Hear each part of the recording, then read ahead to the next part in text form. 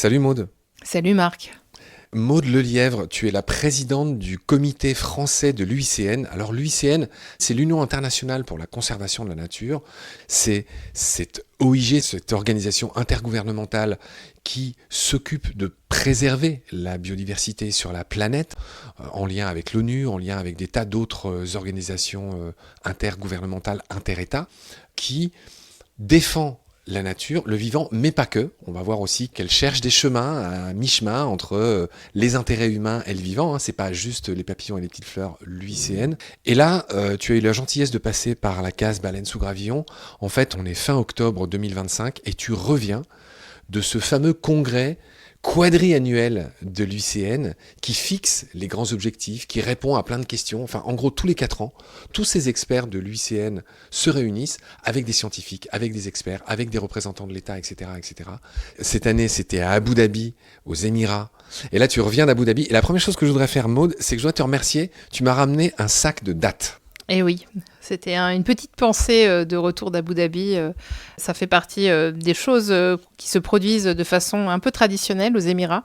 Je trouve ça intéressant qu'on n'ait pas que cette mauvaise image de Dubaï ou des lieux de youtubeurs ou de grands immeubles. Il y a aussi des choses intéressantes aux Émirats. Il y a des dates. Alors, Abu Dhabi, je le dis tout de suite, je ne sais pas si tu es au courant, Abu Dhabi, ça veut dire le père de la gazelle. Tu savais ?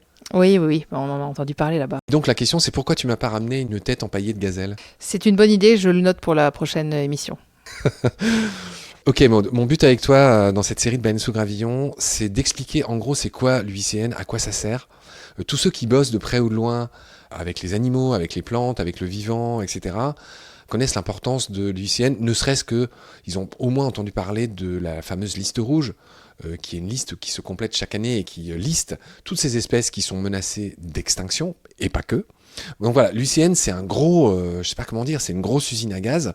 Et moi, mon but avec toi, avec ces émissions, c'est un peu de clarifier ce que c'est, à quoi ça sert, d'en voir aussi peut-être les avancées, mais aussi les limites, ce qu'on peut et ce qu'on doit savoir de manière un peu détendue et un peu claire sur cette immense machine avec laquelle on doit faire. Hein. C'est ça que j'ai envie de dire, c'est quoi qu'on pense de l'UICN et des gens qui y bossent, il faut faire avec. Hein. C'est à peu près le seul outil inter-État qu'on ait pour faire avancer les schmilblick. T'es d'accord jusque-là ? C'est le seul en tout cas. C'est le seul endroit du monde où les États et les organisations se parlent d'égal à égal. Et c'est le seul endroit aussi où les pays du Sud parlent d'égal à égal avec les pays du Nord. Il n'y en a pas. On a bien vu lors de la dernière COP à Cali combien c'était compliqué aujourd'hui d'avoir des dialogues internationaux sur l'environnement. Donc c'est vraiment un lieu très particulier et pas du tout une usine à gaz. C'est un lieu passionnant de gens passionnés. On va voir ça. Alors, on va commencer par le commencement. On va décortiquer tout ce qui s'est fait, tout ce qu'on a entendu, tout ce qui a été dit. Ce qui est original, c'est que depuis quelques congrès, ce rendez-vous est public. C'est-à-dire qu'il n'y a pas que les experts à huis clos qui se réunissent. C'est-à-dire que c'est ouvert à des tas d'ONG, y compris celles qui ne font pas partie nécessairement de l'UICN. Donc, l'UICN, on en parle tout le temps, mais on ne sait pas du tout de quand ça date. Et donc, moi, je voudrais porter un petit éclairage là-dessus. Est-ce que tu peux nous dire quand a été fondée l'UICN ? 1948 à Fontainebleau, mais je pense que ce qui est important de retenir, et le mot combat va te plaire, c'est que l'UICN a survécu 2 fois à la guerre. L'idée est arrivée en 1913 où on avait l'idée de faire une conférence internationale à l'époque avec des délégués qui étaient plutôt des gens évidemment des pays du Nord, là où il y avait des muséums nationaux d'histoire naturelle, avec l'idée de créer une commission consultative internationale pour la nature. Évidemment, la guerre arrive, l'idée se perd dans le drame européen. 1923, congrès à Paris, dont on a fêté il y a 2 ans le centenaire, au Muséum d'histoire naturelle, avec un congrès qui rassemble des scientifiques, des protecteurs de la nature, qui reprennent le flambeau 10 ans après et qui font une réactivation du réseau international. L'idée était, on ne fait pas simplement un lieu de rendez-vous de scientifiques, comme il y en avait beaucoup à l'époque, mais on crée un lieu avec l'objectif de protéger la faune et la flore, qui étaient dans la définition des sites et des monuments naturels, donc un tremplin vers l'action. Voilà, et puis évidemment encore la guerre, et l'UICN renaît de ses cendres en 1948 avec les grandes organisations internationales. Et là j'ai envie de te dire Maude, alors je dis tout de suite aux auditeurs, je voudrais quand même avoir l'honnêteté de préciser ça, une fois de plus je tutoie mon invité, mais il se trouve que c'est pas la première fois qu'on se croise, on s'est croisés dans des tas d'événements et de conférences qu'on a données plus ou moins l'un en face ou l'un avec l'autre, etc. Donc on se connaît très bien. Enfin, très bien, on se connaît. C'est pour ça que je te tutoie. Je voudrais pas que les gens m'accusent de te manquer de respect. Enfin, tu me regardes. Ah non, mais pas de souci. Avec ton grand sourire, je parle à une présidente. Et tu n'es pas que la présidente du comité français de l'UICN. Tu es aussi la présidente d'une sous-partie de l'UICN qui représente les pays de l'Ouest. Beaucoup plus simple que ça, je suis élue au conseil d'administration international, c'est-à-dire l'organisme où il y a une trentaine de membres qui représentent les membres du monde entier, ONG et États. C'est comme un conseil d'administration d'association. Tu fais partie du CA de l'UICN. Et du CA de l'UICN au niveau mondial, voilà. Et simplement, on a choisi à l'UICN d'avoir des sections électorales pour éviter que l'UICN ne soit composé que d'Américains, d'Anglais et d'Australiens, mais qu'on ait aussi une représentation des pays du Sud. Je la fais quasiment à chaque émission et je la fais pas pour faire le malin, je l'ai fait parce que j'ai vécu au Chili et tu vas tout de suite comprendre. Quand tu dis avec les Américains, tu veux dire les États-Unis. J'étais sûre que tu allais dire ça, mais non, moi je dis les Américains parce qu'il y a aussi les Canadiens, il y a aussi les pays riches de l'Amérique. Dans ce cas-là, tout va bien. Et encore une fois, pardonne-moi, mais j'y tiens beaucoup, tu sais. Je sais, j'écoute l'émission, j'ai notamment écouté celle sur le bison, donc voilà. Ah, ça me fait tellement plaisir. Merci pour ça, Maude. Alors, on en revient à l'UICN pour expliquer un peu ce que c'est. Donc, en résumé, les membres de l'UICN, ce sont des autorités gouvernementales de chaque pays. Ce sont 1000 ONG. Et je vois que l'UICN est lié à 10 000 experts et scientifiques, pour donner 2-3 chiffres. Et que, petite originalité, l'UICN est basé à Gland, comme un gland, en Suisse. Et c'est pas loin de Genève, mais c'est pas Genève. C'est là où est basé le siège de l'UICN. Est-ce exact, Maude ? Oui, une banlieue très administrative dans laquelle il y a beaucoup de grandes organisations internationales qui ont leurs activités principales à Genève, notamment pour les négociations. Je reviens quand même sur des chiffres. L'UICN, c'est beaucoup plus. Ouais. C'est 15 000 experts de haut niveau reconnus, mais dans chacun des pays, des comités nationaux, on a aussi un certain nombre d'experts. On en a 600 en France, par exemple, qui ne sont pas tous des experts internationaux. On a beaucoup d'ONG de terrain. Et il y a plus de 1478 ONG. Ça veut dire qu'il y a des ONG recensées dans l'ensemble des pays du monde, à part la Corée du Nord, mais même dans des pays en guerre, même dans des zones difficiles. Parfois, il n'y en a qu'une seule ONG. Parfois, c'est particulièrement difficile pour eux. Et on a des experts dans l'ensemble des pays du monde entier. Alors toi, tu dis que c'est pas une usine à gaz, mais vu de l'extérieur, je te garantis que c'en est une. Toi, tu es dedans. Le but, c'est de clarifier un peu pourquoi existe l'UICN et c'est quoi vos missions principales. Il y a 2 missions globales, mais après, tu vas me détailler les missions plus dans les détails. Les 2 missions globales, c'est d'influencer et d'encourager et d'assister les pays dans la conservation de l'intégrité et de la biodiversité de la nature. Tu vois, c'est de longues phrases, mais en gros, c'est de protéger la biodive au niveau étatique, on va dire, c'est la première partie de la mission de l'UICN, mais il y a une deuxième partie qui est de s'assurer que l'utilisation des ressources naturelles est faite de façon équitable et durable. C'est-à-dire qu'en gros, l'UICN, il y a une partie très réaliste dans ce que fait l'UICN, c'est-à-dire que c'est bien joli de dire qu'on veut protéger la biodive. Tu seras d'accord avec moi pour dire que ça ne marche pas autant qu'on le souhaiterait, puisque la biodive est en chute libre à peu près partout, tout le temps. Donc l'UICN est là aussi pour faire le gendarme de comment on utilise, comment circulent les ressources naturelles. Est-ce qu'au-delà de ces missions globales, toi, tu voudrais rappeler quelles sont les grandes missions de l'UICN ? Moi, ce n'est pas vraiment les missions que je lui attribuerais en priorité. D'abord, c'est un arbitre de la légitimité scientifique. Tout le monde parle du fait qu'il faut revenir au droit et à la science. Presque personne n'y revient. Aujourd'hui, l'UICN valide de nouvelles connaissances. Le statut vert des espèces, dont j'espère qu'on pourra en reparler tout à l'heure. La mise à jour de la liste rouge, qui est le baromètre des espèces. Ouais. Il établit un consensus dans le monde de la conservation. Et autant sur le climat, ça peut être facile. Autant quand on compare une antilope saiga avec un dauphin, ça devient quand même passablement plus compliqué, encore plus si on doit le comparer avec un écosystème de dunes sableuses. Ce sont des standards scientifiques qui deviennent une référence incontournable. 1, l'arbitre de la légitimité politique, les scientifiques. 2, c'est un outil d'influence diplomatique. C'est pour ça que je reviens sur cette idée d'usine à gaz qui n'est pas du tout mon point de vue. C'est complexe techniquement et c'est pour ça que les gens ont un peu du mal à rentrer dedans. Mais l'UICN, c'est un lieu où on a des délégués, des ministres, au même rang que des ONG qui sont observeurs des parties pendant les COP. Et l'UICN permet de mettre à l'agenda des sujets qui peuvent être oubliés, des sujets qui avancent trop lentement. Ça a été le cas avec les discussions sur BBNJ, qui peuvent dénoncer des situations critiques. Ça a été le cas sur le loup. J'ai pas compris ce que tu viens de dire, BBNJ. Le traité de la haute mer. Ah, ok. Attends, mais le grand public, il sait pas ce que c'est. Mais c'est des experts, tiens, non ? Oui, mais Ouais, BBNJ. ok, d'accord. Je refais. Ouais. L'UICN, c'est un outil d'influence diplomatique parce qu'elle réunit à la fois des ministres, des experts, mais aussi des ONG. Elle siège en tant que partie, comme observeur pendant les COP, et elle exerce une pression sur des situations critiques. Elle met à l'agenda des sujets qui ont pu être des sujets négligés, oubliés. On a bien vu la question du plastique dans les océans. Aujourd'hui, d'autres traités qui sont en cours de discussion. Il faut que ça puisse avancer, de façon collective. Troisième rôle, pour moi, c'est une fabrique de la norme internationale. Alors je sais que dit comme ça, c'est pas sexy, mais à un moment donné, si on n'a pas un lieu pour créer de la soft law, finalement, on fait que des plaidoyers dans les COP. Il faut un lieu pour pouvoir définir des choses qui ne sont pas forcément contraintes juridiquement, mais qui sont absolument efficientes sur le terrain. On n'a pas fini de présenter l'UICN, et t'inquiète pas, tu auras 1000 occasions d'expliquer ce que vous faites aujourd'hui. On va y venir tranquillement. J'ai dit les 2 grandes branches des missions de l'UICN. Mes recherches m'ont montré que les grandes missions de l'UICN, c'est 1, attribuer aux espèces un statut de conservation. 2, l'UICN édite sa fameuse liste rouge des espèces menacées au fur et à mesure, ongoing process. Là, actuellement, il y en a 172 000 à peu près qui sont suivis, qui sont évalués, dont à peu près un tiers sont menacés de disparition. Hein. On va tout de suite casser le suspense. C'est une des grandes conclusions de cette année. Mais pour en revenir aux missions, l'UICN aussi classe les aires protégées en 7 catégories différentes. L'UICN est un organisme consultatif pour l'étude des candidatures des sites naturels à la liste du patrimoine mondial. Pardon, c'est beaucoup de verbiage, mais en gros, c'est vous qu'on consulte pour savoir si tel site peut faire partie du patrimoine mondial. Ensuite, vous évaluez l'état de conservation de ces sites.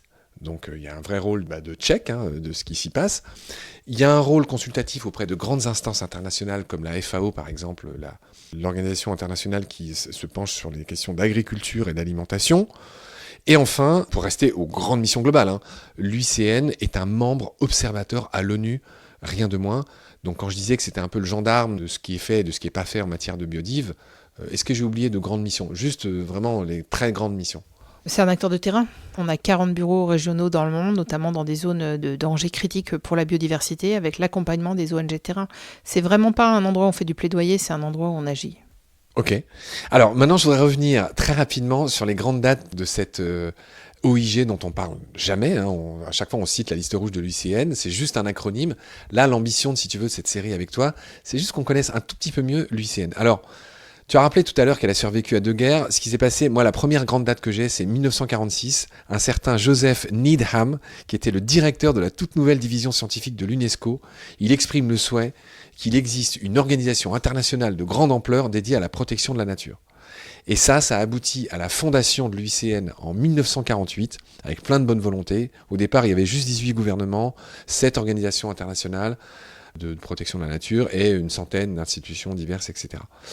En 1956, elle est rebaptisée de son nom qu'on connaît tous aujourd'hui, l'UICN, en fait, l'Union internationale pour la conservation de la nature, c'est l'acronyme français. Avant, elle ne s'appelait pas pareil. Et la date que j'ai retenue ensuite, après 1956, c'est 64, parce que 64, c'est l'année où l'UICN lance, j'allais dire son produit, sa création la plus connue. En 1864, l'UICN lance la liste rouge des espèces menacées. Maude, en quelques phrases, à quoi ça sert ? Et obtient la création de la convention CITES, parce qu'en fait, c'est toujours agir et c'est pas simplement faire des baromètres. La convention CITES qui gère le transport, l'achat, la vente, les scientifiques étaient partis du même constat. Les scientifiques de l'UICN, à la fois, il fallait un baromètre pour évaluer, donc la liste rouge, sur laquelle je vais revenir, et il fallait aussi un lieu pour agir sur le plan international. Ouais. Le point de départ, c'était la disparition accélérée des éléphants en raison de la vente de l'ivoire. Et donc, à ce moment-là, à cette conférence, cette convention, l'UICN a décidé d'agir sur les 2 plans. Alors, la liste rouge, c'est ce que les gens connaissent le mieux de l'UICN. C'est un baromètre des espèces, c'est ce qui permet de savoir quel est l'état de conservation de cette espèce. Ça se complète aujourd'hui avec un statut vert des espèces. Mais en gros, pour rester sur cette liste rouge, on a aussi bien une évaluation des coraux que des mammifères, que des amphibiens, que des écosystèmes, la faune et la flore.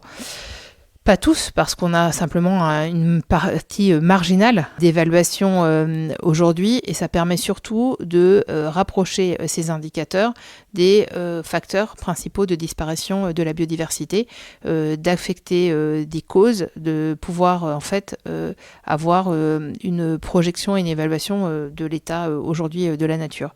Bon, évidemment, les conclusions, elles sont celles qu'on retrouve de façon commune avec un déclin accéléré. Et surtout, les listes rouges permettent de mettre en avant le fait qu'il n'y a aucun groupe d'espèces qui n'est épargné, que ce soit les insectes, les oiseaux, toutes les catégories voient leur statut se dégrader. Ouais, ok. Je précise quand même, pour qu'on comprenne bien, que là, sur Terre, à l'heure actuelle, on a classé dans la grande armoire du vivant, il y en a plein qui n'aiment pas cette expression, mais environ 2,5 millions d'espèces en tout. On va rapidement atteindre les 3 millions, mais bref, on va dire, les chiffres officiels, c'est 2,5 millions d'espèces. L'UICN n'en inventorie que 172 000 sur les 2,5 millions, mais essaye de taper, entre guillemets, dans plein de groupes du vivant différents. Les coraux, les arbres, les insectes, les poissons, les trucs. Tu veux dire quelque chose ? 172 000, dont 48 000 qui sont à risque d'extinction et un quart des espèces menacées d'extinction. Donc c'est vraiment aussi un baromètre qui n'est pas fait au hasard, oui, mais dont les espèces pour lesquelles les espèces choisies sont celles qui sont aussi des espèces emblématiques sur les risques d'extinction connus. Oui, effectivement. Oui, on se doute bien que vous n'avez pas tapé au hasard dans les 172 000 espèces que vous avez choisies et qui est une liste, encore une fois, qui s'agrandit chaque semaine, chaque mois. Par exemple, fin 2024, il y en avait 169 000. Et là, à l'heure où on parle aujourd'hui, il y en a 172 000 en effet. Donc on voit que c'est une liste qui s'agrandit au fur et à mesure. Je continue juste. Je voudrais vraiment, encore une fois, apporter un tout petit peu de lumière dans les recoins de l'UICN pour dire que l'actuelle présidente, alors il y a une présidente et un directeur de l'UICN, je voudrais quand même dire leur nom, c'est important. La présidente actuelle en 2025 de l'UICN, c'est une dame qui s'appelle Razan Khalifa Al-Mubarak, c'est la présidente de l'UICN depuis 2021. Elle vient des Émirats, c'est une Émirati, donc là elle jouait à domicile. Tu me fais oui de la tête. J'imagine que c'est pas elle qui t'a donné les dates que tu m'as offertes. Non. Il n'y a pas de corruption à l'UICN. Je peux te rassurer, elles viennent d'un marché local. Ouais. Peut-être que c'est quelqu'un que tu connais, avec qui tu as discuté. Je voudrais vraiment que tu me dises un mot sur cette femme. Moi, ce que je sais d'elle, c'est que son papa était ambassadeur à Paris quand elle avait 5 ans et il a été assassiné par Abu Nidal, des terroristes palestiniens. Et c'est quelqu'un, Razan Khalifa Al-Mubarak, la présidente de l'UICN, qui est titulaire d'un master en compréhension des changements environnementaux qu'elle a obtenu à Londres. Qu'est-ce que tu peux nous dire sur cette femme ?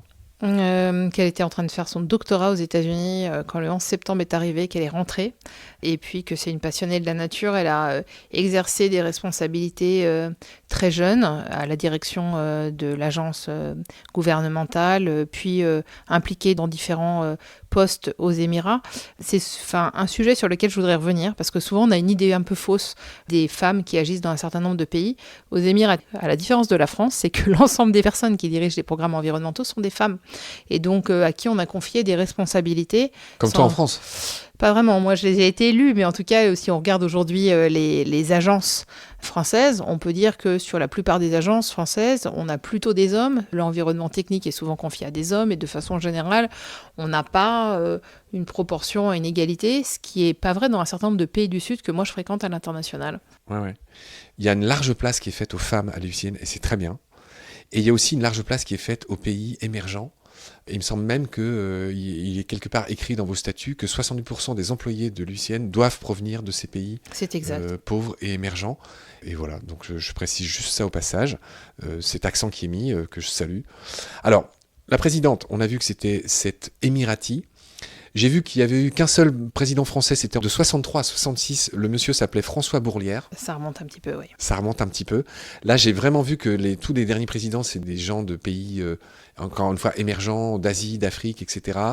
Il y a eu un Chinois de 2012 à 2021, le prédécesseur de Razan, de la présidente de l'UICN. Très grand scientifique, oui. Très grand scientifique, Zhang Xingsheng, c'est le prédécesseur de Razan Khalifa Al-Mubarak. De 2012 à 2021, c'était un Chinois. Et j'aimerais que tu m'expliques la différence entre ces présidents, là, dont je viens de donner quelques noms, et les directeurs généraux. L'actuelle directrice de l'UICN, c'est une costaricienne, elle vient du Costa Rica, un pays que j'ai bien connu, j'y ai vécu presque un an. Elle s'appelle Gretel Aguilar, c'est l'actuelle directrice de l'UICN. Alors, en plus de nous dire un mot sur elle, je voudrais juste que tu nous expliques c'est quoi la différence entre le président et le directeur de l'UICN. En gros, qui a le plus de pouvoir ? Ils ont des rôles différents en fait. L'UICN, c'est une grande machine sur laquelle il faut mener des actions de terrain de façon parallèle. Un directeur général a même un rôle de diplomatie. Alors la chance, c'est quand les deux s'entendent bien. La présidente et le directeur. La présidente a une vocation à présider le conseil d'administration et aussi en être un peu l'ambassadrice.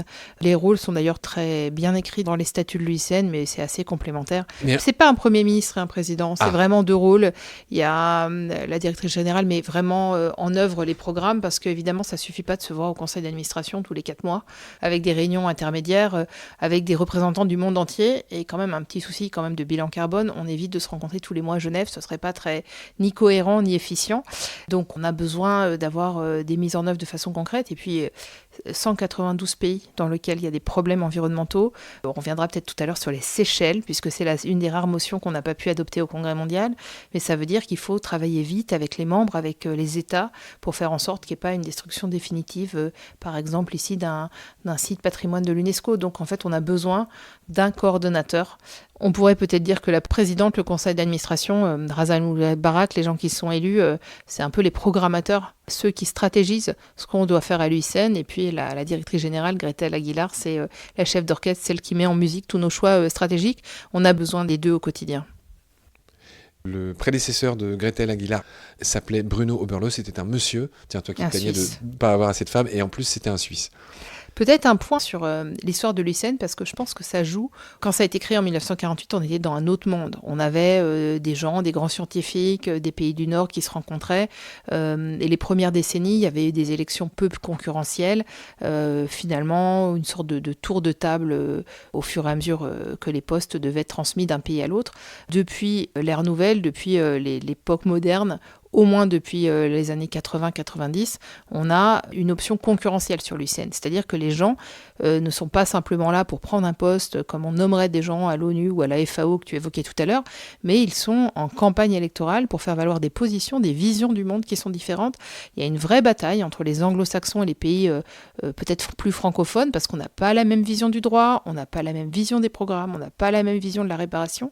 Et moi, je viens de faire 1 an de campagne électorale pour être élue conseillère. Eh bien, c'est un vrai travail de soft power, et c'est pas simplement quelque chose d'acquis par avance. Et c'est peut-être pour ça, aujourd'hui, qu'on a un président chinois, des candidatures brésiliennes, indiennes, émiraties, et plus tellement européennes.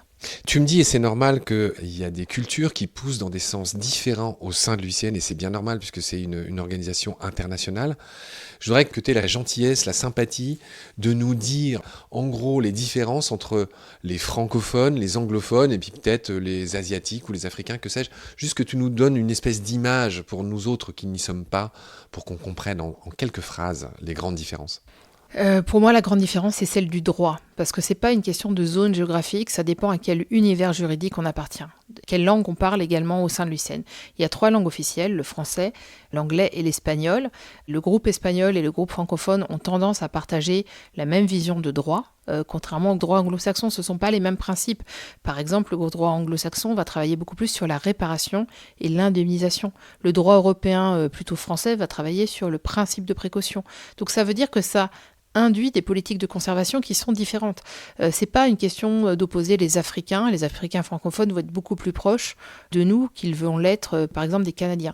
Donc c'est vraiment des sujets, des appréhensions différentes. Et comme l'UICN est fondé sur la science qu'on partage tous et sur le droit pour lequel on a des histoires culturelles différentes, ben effectivement on se regroupe par peut-être famille d'experts juridiques plus que par famille de langue. Voilà ce qu'on pouvait dire dans cet épisode. Maude, je te remercie beaucoup pour ta lumière. Je te retrouve très vite pour la suite. D'ici là, prends soin de toi. Salut. Salut Marc, à bientôt.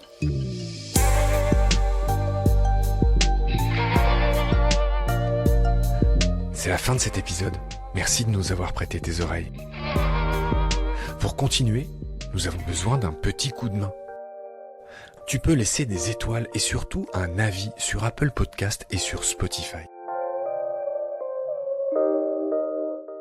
Tu peux aussi faire un don ponctuel ou mensuel sur Helloasso ou sur Tipeee. Grand merci pour ton soutien. À bientôt. Et d'ici là, prends soin de toi et de ce qu'il y a autour de nous.